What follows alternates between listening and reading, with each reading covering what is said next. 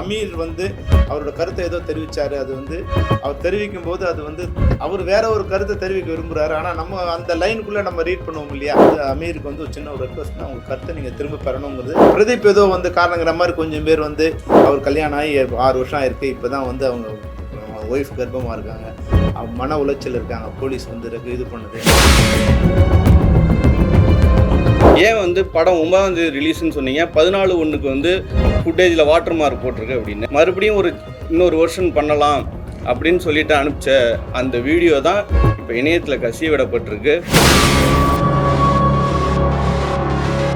இதை வந்து எடிட்டர் பண்ணியிருப்பாரு அப்படின்னு சொல்லிட்டு வாட்டர் மார்க் இல்லாத HD பிரிண்ட் 2K பிரிண்ட் எங்ககிட்ட இருக்கு. அவர் எதுக்கு எடிட் ரெஃபரன்ஸ்னு போட்ட ஒரு விஷயத்த அவர் இணையத்தில் கசிய விட்டு அவர் மாட்டிக்கிட்டு அவர் கேரியர் அவர் லாஸ் பண்ணுவார். விஜய் சார் கிட்ட இருக்கிற ரிலேஷன்ஷிப்பை எப்படி பிரதீப் ராகவ் வந்து வேணான்னு வெறுத்துட்டு போயிடுவாரா?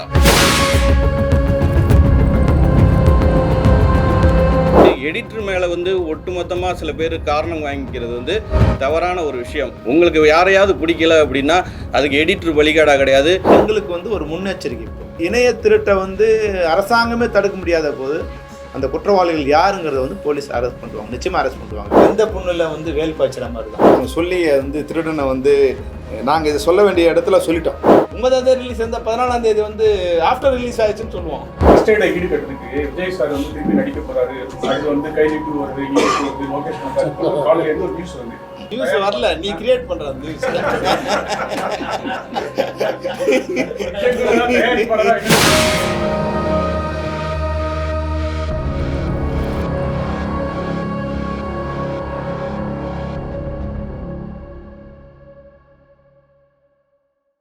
எல்லாருக்கும் வணக்கம். இன்றைக்கி ஜனநாயகனில் பொதுவான விஷயம்ல எங்கள் சம்மந்தப்பட்ட சில விஷயத்தை வந்து நாங்கள் கிளாரிஃபை பண்ணலாம்னு நினைக்கிறோம். மிஸ்டர் கோபி வந்து எடிட்டிங் யூனியனோட பிரசிடென்ட்டு. முதல்ல அது என்ன அப்படிங்கிற தகவல் மட்டும் அவர் சொல்லட்டும், மீதி விஷயத்தை அப்புறம் நாங்கள் சொல்லுவோம்.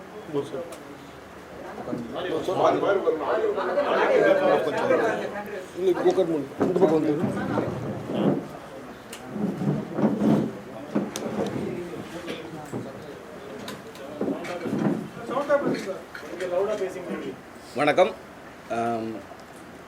தென்னிந்திய திரைப்பட படத்தொகுப்பாளர் சங்கம் சார்பாக இந்த ஜனநாயகன் திரைப்படம் வெளியீட்டுக்கு முன்பே இணையத்தில் கசிந்தது தொடர்பான இந்த ப்ரெஸ் மீட்டிற்கு வருகை தந்திருக்கிற அத்தனை பத்திரிகையாளர்களையும் எங்களுடைய நன்றியை தெரிவிச்சுக்கிறோம். ஏன்னா எங்கள் கருத்து அந்த இடத்துல, எங்களுடைய பாயிண்ட், எங்களுடைய நியாயங்களை இந்த இடத்துல பதிவு பண்ண வேண்டிய கட்டாயம் இருக்குது.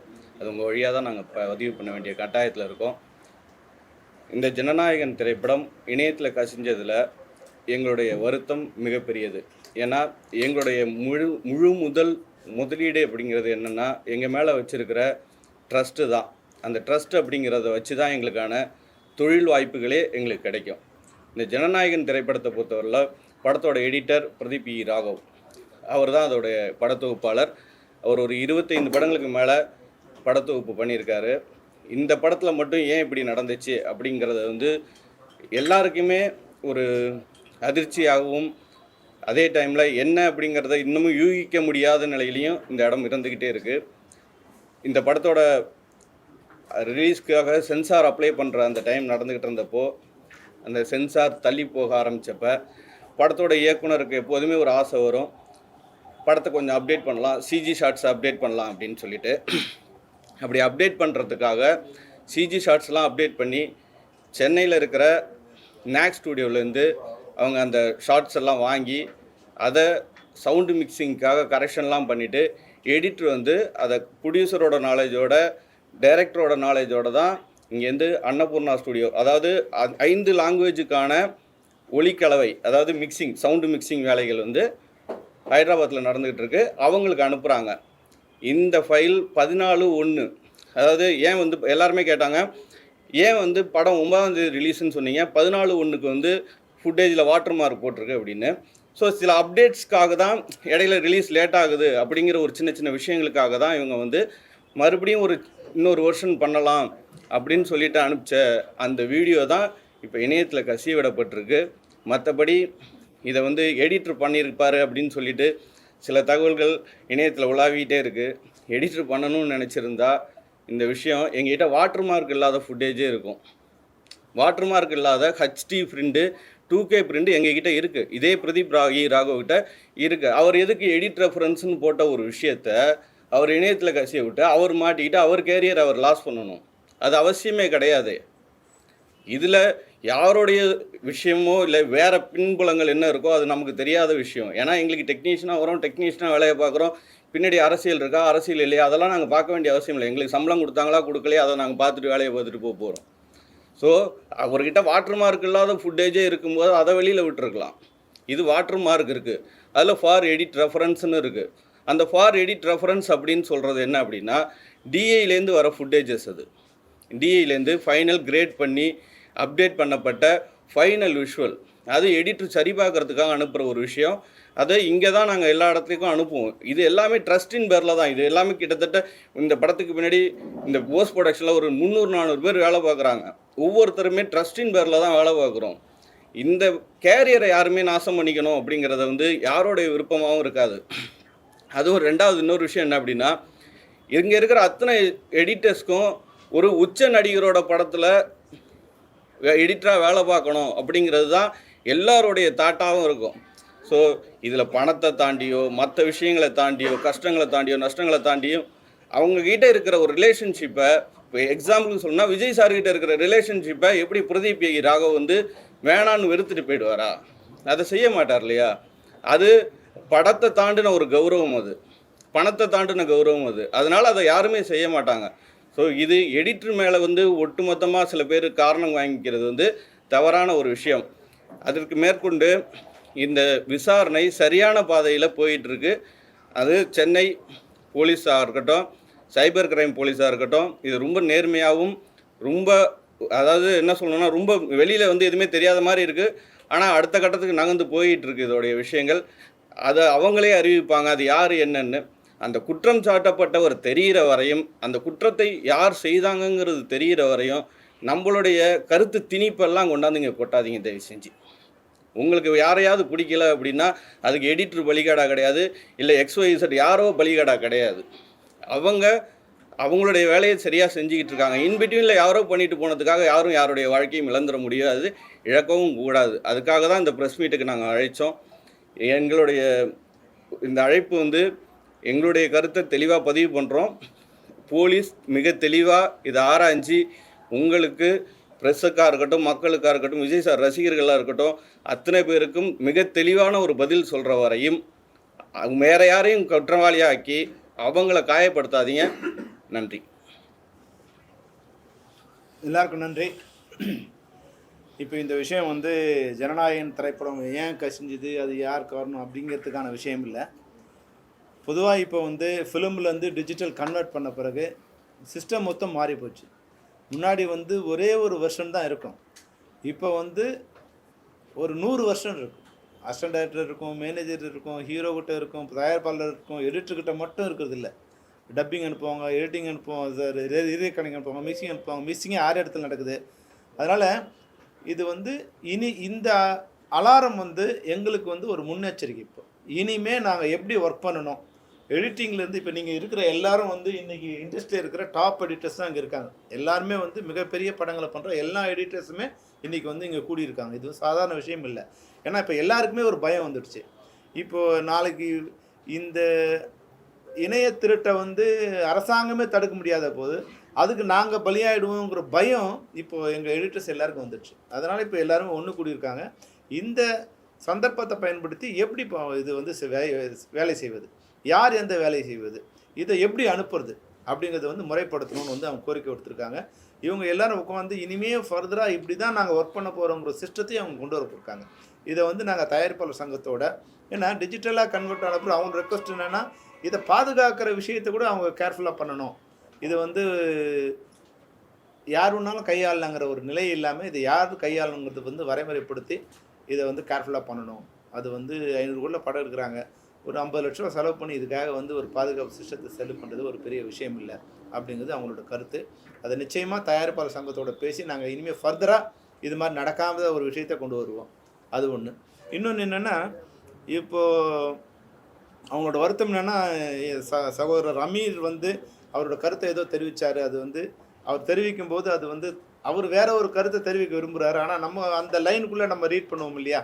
நீங்கள் அதுக்கு ஒரு வேற ஒரு ஹெட்டிங் கொடுக்கும்போது கொஞ்சம் கொஞ்சமாக டைவர்ட் ஆகிட்டு அது வந்து அது பிரதீப் ஏதோ வந்து காரணங்கிற மாதிரி கொஞ்சம் பேர் வந்து இன்றைக்கி வந்து சில யூடியூப்பில் வந்து அவரை கார்னர் பண்ணி அவர் கல்யாணம் ஆகி 6 வருஷம் ஆயிருக்கு, இப்போ தான் வந்து அவங்க ஒய்ஃப் கர்ப்பமாக இருக்காங்க, அவங்க மன உளைச்சல் இருக்காங்க, போலீஸ் வந்து இது பண்ணுது. போலீஸ் வந்து நீங்கள் நினைக்கிற மாதிரி இல்லை, மிகச்சரியாக அதை வந்து குற்றவாளிகளை நெருங்கிட்டாங்க. அவங்க எந்த விஷயத்தையும் வெளியே யார்கிட்டையும் நாங்கள் பிரதீப் கூட தொடர்பு கொள்ள முடியல. அவங்க அப்பா வந்து சொன்னார், இல்லை சார் போலீஸு யாரோட வந்து தொடர்பு இருக்கக்கூடாதுன்னு சொல்லிட்டாங்க, எந்த தகவலும் நாங்கள் பரிமாறக்கூடாதுன்ட்டாங்க. அவங்க சரியான திசையில் அவங்க போய்கிட்டு இருக்காங்க. அதனால் வந்து நிச்சயமாக எங்களுக்கு தெரிஞ்சு வித்தின் வீக்கு அவர் அதுக்கு முன்னாடி கூட வந்து அந்த குற்றவாளிகள் யாருங்கிறத வந்து போலீஸ் அரெஸ்ட் பண்ணுவாங்க, நிச்சயமாக அரெஸ்ட் பண்ணுவாங்க. அதுக்கு முன்னாடி வந்து ஏதோ ஒரு கருத்தை சொல்லும்போது என்னதுன்னா தனிப்பட்ட முறையில் அவங்க குடும்ப வாழ்க்கை பாதிக்கப்படுது. இன்றைக்கி வந்து அந்த அம்மா வந்து 8 மாத கர்ப்பிணியாக இருக்காங்க, அவங்க நேற்றுலேருந்து அழுதுகிட்டே இருக்காங்க. அதுக்கு வந்து நம்ம ஒரு காரணமாக ஆகக்கூடாது. வந்து அமீருக்கு வந்து ஒரு சின்ன ஒரு ரெக்வஸ்ட்னா உங்கள் கருத்தை நீங்கள் திரும்ப பெறணுங்கிறது எடிட்டர்ஸ் யூனியன்லேருந்து எங்களுக்கு வந்து அவங்க ஒரு கோரிக்கை கடிதமாக கொடுத்துருக்காங்க. அதனால் நீங்கள் என்ன சொன்ன வந்தீங்கிறது நாங்கள் தெரியாது, ஆனால் நீங்கள் சொன்ன விஷயம் இது மாதிரி வந்து எடுத்தாளப்பட்டிருக்கு. அதனால் ஒரு பெரிய மனது பண்ணி நீங்கள் வந்து உங்கள் கருத்தை வந்து ரிவர்ஸ் பண்ணுங்க. அது எடிட்டருக்கு எந்த விதத்துலையும் காரணம் இல்லை. கோபி சொன்ன மாதிரி நான் என்னோடய விசிட்டிங் கார்டை போட்டு திருடணுங்கிற அவசியம் இருக்கா? ஒரு பேங்க்கில் போய் திருட போகிறோம், என்னோடய விசிட்டிங் கார்டை போட்டால் திருடுவாங்க. அது மாதிரி வந்து ஒருத்தர் அது மாதிரி தப்பு பண்ணணும்னு நினச்சா எடிட் ரெஃபரன்ஸ்னா போட போகிறாங்க. இன்றைக்கி இருக்கிற டெக்னாலஜிகளில் வந்து செலோமனி ரெஃபரன்ஸ் போடலாம், இல்லை ட்ரம்ப் ரெஃபரன்ஸே போட்டு கூட நம்ம ஒரு கால் அனுப்பலாம். அதனால் வந்து இதெல்லாம் சரியான திசையில் போயிட்டுருக்கு. அதனால் தயவுசெய்து பத்திரிகைகள் கூட வந்து எங்கள் டெக்னீஷியன்ஸை நீங்கள் காயப்படுத்தாதீங்க. இல்லை இது வந்து அவர் சாதாரண எடிட்டரில் மிகச்சிறந்த படங்களை பண்ண எடிட்டர், சாதாரண விஷயம் இல்லை. இதுக்கு உயிரை கொடுத்து ஏறக்குறைய 1.5 வருஷமாக வந்து ஒரு 50 லட்சம் செகண்ட்ஸ் அதில் இருக்கும். அவ்வளோ ஒர்க் அவங்க பண்ணியிருக்காங்க, டே அண்ட் நைட் உட்காந்து ஒர்க் பண்ணியிருக்காங்க. இது கூட வந்து அதை கரெக்ட் பண்ணணும்னு நினைக்கிறாங்க. ஈவன் பாருங்கள் 9ஆம் தேதி ரிலீஸு, 14ஆம் தேதி வரைக்கும் வேலை ஒர்க் பண்ணுறாங்க. அப்போது அந்த ரிலீஸ் வரைக்கும் அவங்க ஏதோ ஒன்று சரி பண்ணணும்னு அதுக்காக ஃபுல் டைம் ஒர்க் பண்ணிட்டு இருக்கும்போது அவங்களை காயப்படுத்துகிற மாதிரியான விஷயங்களாக இருக்கக்கூடாதுங்கிறது தான் எல்லாருக்குமே வேண்டுகோள். சரியான குற்றவாளியை விரைவில் வந்து தமிழ்நாடு அரசோ சைபர் கிரைம் வந்து நிச்சயமாக வந்து அரெஸ்ட் பண்ணுவாங்க. அப்போ வந்து இவர் தான் குற்றவாளின்னு போடுங்க, அதை நாங்கள் யாரும் உங்களை தடுக்கலை. ஆனால் அதுக்கு முன்னாடி உங்களுடைய ஊடகத்துலேயோ இல்லை பத்திரிகையிலையோ உங்களோட அனுமானத்தின் பேரில் யாரோ ஒருத்தர் சொன்னாங்க அதை நீங்கள் ஒரு ஸ்டோரியாக பண்ணிக்கிட்டு குடும்ப வாழ்க்கையை பாதிச்சிடாதீங்க. ஒரு குடும்பம் அதை நம்பி வாழ்ந்துக்கிட்டு இருக்கு, அவங்க இன்றைக்கி ரொம்ப மன உளைச்சல் இருக்காங்க. அவங்களுக்கு இதெல்லாம் ரொம்ப புதுசு, இல்லை போலீஸோ இதுவோ எல்லாம் புதுசு. இதன் மூலம் அது வந்து அதிகப்படியாகுதுங்கிறதால எங்களுக்கு வந்து ஒரு ரெக்வஸ்ட்டாக அவங்களை வைக்கிறோம். நீங்கள் தயவுசெய்து எங்களையும் உங்களில் ஒருத்தராக உங்கள் சகோதரராக நினச்சிங்க, தவறான கருத்துக்களை பார்ப்பாங்க. நன்றி சார். அன்றைக்கி ஏற்கனவே நடந்த செய்தியாளர் சந்திப்பில் வந்து நீங்கள் சிஎம் கிட்ட பேரணியாக போய் சிஎம் கிட்ட இல்லை அரசு கிட்ட போய் பண்ணோம், மனு கொடுக்க போகிறோம் சொன்னீங்க. அதுக்கான முன்னெடுப்பு எதாவது எடுத்துருக்கீங்க சார்? அதான் அப்போயே சொன்னோம், இந்த எலெக்ஷன் முடிகிற வரைக்கும் இப்போ நாங்கள் யார்கிட்டையும் கொடுக்க முடியாது. எலெக்ஷன் முடிஞ்சு புதிய அரசு வந்த பிறகு தான் நாங்கள் வந்து எங்களுடைய கோரிக்கை அதுக்கு நிச்சயம் அதுக்கான முன்னேற்பாடெலாம் நடந்துகிட்டு இருக்கு, பேசியிருக்கோம். நேற்று கூட அதுக்கான இது எப்படி பண்ணலான்னு பேசணும். எலெக்ஷன் முடிஞ்சு கவுண்டிங் முடிஞ்சு அரசு பதவி ஏற்ற உடனே முறைப்படி நாங்கள் ஒரு பேரணியாக செஞ்சு அவரை சந்தித்து எங்களுடைய கோரிக்கை கொடுக்குறத முடிவு பண்ணுறோம். ஜனநாயகன் லீக்ல எல்லாரும் என்ன சொல்லுவாங்கன்னா வெளியே அரசியல் சக்தியோ வெளியே எவ்வளோ பண்ணலை, கண்டிப்பாக படக்குழு அவங்க சம்மந்தப்பட்ட ஆளுகள் அவங்க வேலை பார்க்குறவங்க தான் பண்ணியிருக்காங்க. அதான் இது என்னென்னா வெந்த புண்ணில் வந்து வேல் பாய்ச்சுற மாதிரி தான். ஏற்கனவே எரியிற வீட்டில் வந்து பெட்ரோல் ஊற்றுற மாதிரி யாராவது அது பண்ணுவாங்களா? இது வந்து 500 கோடி ரூபாய் அவங்ககிட்ட பணம் இருந்தால் அந்த எலெக்ஷன் செலவு பண்ணி அதை இது பண்ண முடியுமா? இது வந்து 500 கோடி ரூபாய் தூக்கி இது போட்டு அதுக்கு ஒரு சிம்பத்தி வர முடியும். அப்படி நினைச்சா இப்போ அரசு ஒரே நினைச்சா 2 மணி நேரத்தில் இதை வந்து சீஸ் பண்ண முடியும். அரசு நினைச்சா இப்போ வந்து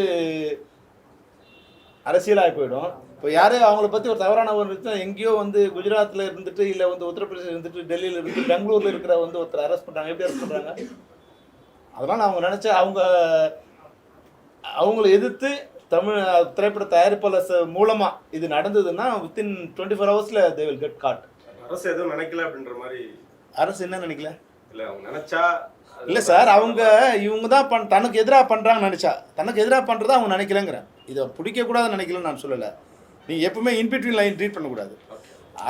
அரசு தனக்கு எதிராக தயாரிப்பாளர்கள் வந்து நடக்கிறாங்கன்னு நினச்சதுன்னா 24 மணி நேரத்தில் க்ளோஸ் பண்ணுவாங்க.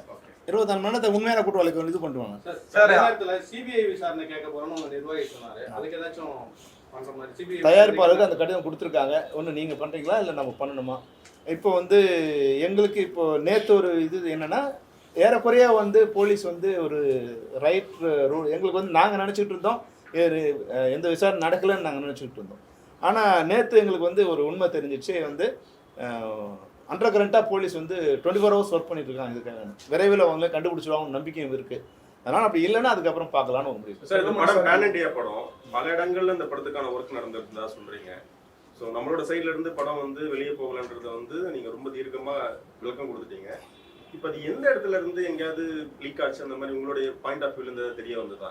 அசம்ஷனா அதை கேட்குறேன் சார். இப்போ அப்படி இப்போ நாங்கள் சொல்லி வந்து திருடனை வந்து நாங்கள் இதை சொல்ல வேண்டிய இடத்துல சொல்லிட்டோம். எங்கே நாங்கள் அமிச்சோம், எப்படி வந்திருக்கலாம், யார் அது காரணமாக இருப்பாங்கிறத சம்மந்தப்பட்டவங்க சொல்லிட்டாங்க. இப்போ அது உங்களுக்கு சொல்லி அவர் ரெடியாக இருக்காங்க.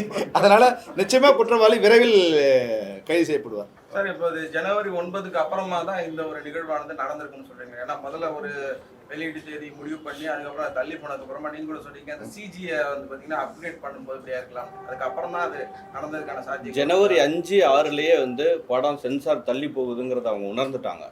உணர்ந்ததுக்கு பிறகு ஏதாவது குறைகள் இருக்கும் இல்லையா, நம்ம அவசரத்தில் சில விஷயங்கள் பண்ணியிருப்போம், சில ஷாட்டு திருப்தி இல்லாமல் கூட இருந்திருக்கலாம்.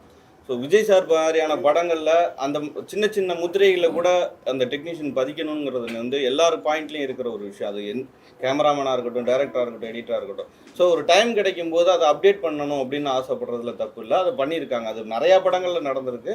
அதே மாதிரியான விஷயங்கள் தான். அதை பண்ணதுக்கு பிறகு தான் 14ஆம் தேதி வந்து அவங்ககிட்ட இந்த அவுட்புட்டை வாங்கி மற்றவங்களுக்கு அந்த வேலையை பாருங்கன்னு சொல்லிட்டு அவங்க அனுப்புகிறாங்க. அங்கே சொல்லுமணி சார், 3 மாசம் தள்ளி போனனால தான் இந்த பிரச்சனை. இது கரெக்டான சமயத்தில் வந்து சென்சார் இது பண்ணுற பிரச்சனைகள்லாம் வராமல் இருந்தால் இதே வந்திருக்காது அப்படின்னாங்க. அதை 14 விஷயம் படம் வரல, அது ரிலீஸ் ஆகணும்.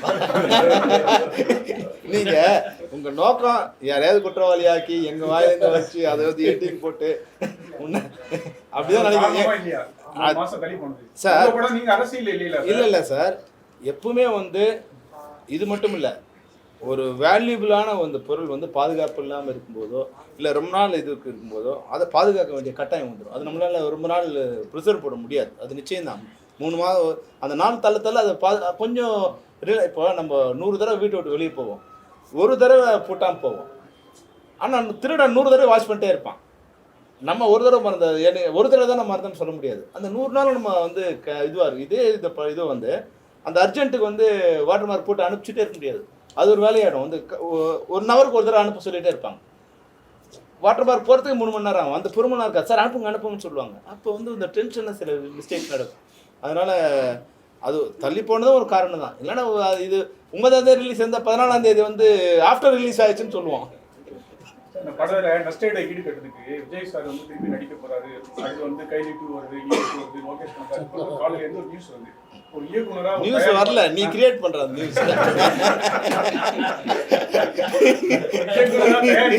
அதான் உன்னோட கருத்தை என் வாயில சொல்லி இப்ப நான் சொன்னேன்னு சொல்ல வைக்கிறதுக்கான முயற்சி நீ பண்ற. அப்படிலாம் எதுவும் அது மாதிரி எதுவுமே இல்லை சார். இப்ப டெக்ல இருந்து நம்ம எடுத்துக்கிட்டோம்னா டெக்கு நம்ம திருட்டு விசாரணை டிவிடி வந்தது, மெமரி கார்டுல காப்பி பண்ணாங்க.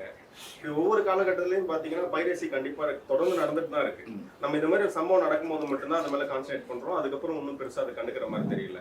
இதுக்கு வந்து சட்டங்கள் வந்து ரொம்ப கடுமையாக்கப்படணும், தண்டனைகள் வந்து அதிகப்படுத்தப்படணும். அப்படி பண்ணாதான் இதுக்கு ஒரு தீர்வு கிடைக்கும். இப்போ ஏற்கனவே சார் இருக்கிற சட்டத்தின்படி தண்டனை கொடுத்தா கூட எங்களுக்கு போதும். இப்போ ஏற்கனவே மத்திய அரசு ஒரு சட்டம் கொண்டு வந்திருக்கு. இது வந்து அவங்களுக்கு 3 இயர்ஸ் வந்து இம்ப்ரூவ்மெண்ட்டு, அப்புறம் வந்து 5% வந்து டோட்டல் காஸ்ட் ஆஃப் ப்ரொடக்ஷனில் 5% நஷ்டஈடு. புரியுதுங்களா? இப்போ இது வந்து 500 crores வச்சுங்க, 5% தயாரிப்பாளருக்கு வந்து கம்மியாக இருக்கும். ஆனால் திருடனுக்கு அது பெரிய அமௌண்ட்டு, 25 கோடிங்கிறது. 3 வருஷம் ஜெயிலில் இருக்கணும். அப்போது மற்றவனுக்கு பயம் வரும். இப்போ குறைஞ்சபட்சம் இருக்கிற சட்டத்தை வந்து அமுல்படுத்தி திருடனை கண்டுபிடிச்சி அவனுக்கு தண்டனை வாங்கி கொடுத்தாவே எங்களுக்கு முதல்ல போதும். அதுக்கப்புறமா அதை அப்டேட் பண்ணலாம். முதல்ல இருக்கிற சட்டத்தின்படி அவங்களுக்கு முதல்ல அரெஸ்ட் பண்ணால் நல்லது. சார், இப்போ மத்திய அரசு சட்டம் நீங்கள் சொன்னீங்க, பெப்சி தரப்புல வந்து ஏதாவது வரையறை ஏதாவது இருக்கு? அது மாதிரி ஒருவேளை தவறு செய்யக்கூடிய நபர் உங்கள் யூனியன் மெம்பராக இருக்கக்கூடிய பட்சத்தில் எந்த சார் யூனியன் மெம்பராக இருந்தாலும் சினிமாவில் நான் ஒர்க் பண்ண மாட்டேன் சார். அவங்களுக்கு சேர்ந்து அது எங்கள் யூனியன் மெம்பராக பண்ண மாட்டாங்க. 100% பண்ண மாட்டாங்க சார். 100% 1000% எங்கள் மெம்பர்ஸ் அது மாதிரி தப்பு பண்ண மாட்டாங்க. அப்படி தப்பு பண்ணாங்கன்னா நிச்சயமாக அவங்க வந்து சினிமாவில் இருக்க முடியாது. ஓகே சார், டெக்னாலஜியில் ஒவ்வொரு இதுலையும் மார்க்கர் போட்டுருக்கு. நீங்கள் எந்த ட்ரெண்டு வெளியே அனுப்பினாலும் அது இந்த இடத்துலேருந்து தான் போகணும் கண்டுபிடிச்சிடலாம் அப்படின்னு சொல்கிறாங்க. இந்த படம் கிட்டத்தட்ட முழு படம் வந்தா அது சொன்ன மாதிரி 2 மணி நேரத்துல கண்டுபிடிச்ச முடியாதா இன்னைக்குள்ள டெக்னாலஜி இந்த இடத்துல போனது இங்க என்ன வந்து அப்படி சார் இந்த இது வந்து total water mark sir. Water மார்க்கை வச்சு நீங்கள் கண்டுபிடிக்க முடியாது. நீங்கள் ஏதாவது ஸ்பெசிஃபிக்காக க்யூப்பில் கொடுக்குற மாதிரி ஏதாவது கியூஆர் நம்பர்ஸ் அந்த மாதிரி ஏதாவது நம்ம ஸ்பெசிஃபிக்காக இருந்துச்சுன்னா அது நடக்கும். இங்கே வந்து நம்ம டெக்னீஷியன்ஸ்குள்ளே அனுப்பிக்கிற அந்த பிரிண்ட்லலாம் அதை நாங்கள் யாருமே இம்ப்ளிமெண்ட் பண்ண மாட்டாங்க. நம்ம இன்டர்னல் ஏதாவது இன்வெஸ்டிகேஷன் நடத்தணுமா சார்? நம்ம டீம் நம்ம அதை விசாரணை பண்ணோம் சார். விசாரணை பண்ணி அந்த ரிசல்ட்டை போலீஸ் சொல்லிட்டோம். நம்ம அந்த இன்வெஸ்டிகேஷன்ல யார் எங்கே அனுப்பிச்சோம், எப்போ அனுப்பிச்சோம், யார் யாருக்கு அனுப்பிச்சோம், அதில் யார் யாரெல்லாம் சம்மந்தப்பட்டிருக்காங்க அப்படிங்கிற டீட்டெயில் எல்லாம் வந்து போலீஸ்க்கு கொடுத்துருக்கோம் சார். அந்த படத்தின் தயாரிப்பாளர் சார் இன்னி வரைக்குமே பெருசா ஒன்றும் பேசல. முதல்ல படம் வெளியே அதாதப்போ ஒரு வீடியோ அவர் அதில் ஒரு பிரச்சனை வரக்கூடாதுன்னு நினைப்பாரு. அவர் உங்களை பார்த்தா வேற ஏதாவது ஒன்று கேட்பீங்க. அதனால வந்து இதில் அந்த நஷ்டத்தோட அந்த நஷ்டம் பெரிய நஷ்டமா இருக்கும். படத்தோட ஹீரோ பேச மாட்டேங்கிறார், ப்ரொடியூசர் பேச மாட்டேங்கிறார், பெப்சி பேசுது சார். இல்லை சார், அவங்கவுங்க பிரச்சனை உரிமைக்கான ஆள் அவங்க தானே சார். அவங்க தானே சார். இல்லை சார், எப்பவுமே என் பிரச்சனைன்னு வரும்போது இவர் தான் பேசுவார். என் பிரச்சனைக்கு நானே பேசுறது நல்லா இருக்காது. அப்போ அவர் பிரச்சனை வரும்போது நான் பேசுவேன். ஜக்குபாய் பிரச்சனை வரும்போது அவர் பேசவே இல்லை. அவங்க அப்புறம் வந்தாங்க. முதல்ல இண்டஸ்ட்ரி தான் வந்து அது இதுவாச்சு, அவங்களுக்காக வந்தது. அதனால வந்து இது எனக்காக பண்ணுன்னு சொல்றது இந்த நேரத்தில் அவர் இதுவாக இருந்தோ பேசாமலே அவர் நடக்குதில்லை. பேச வேண்டிய அவசியம் வந்து பேசுவோம். நன்றி நன்றி நன்றி.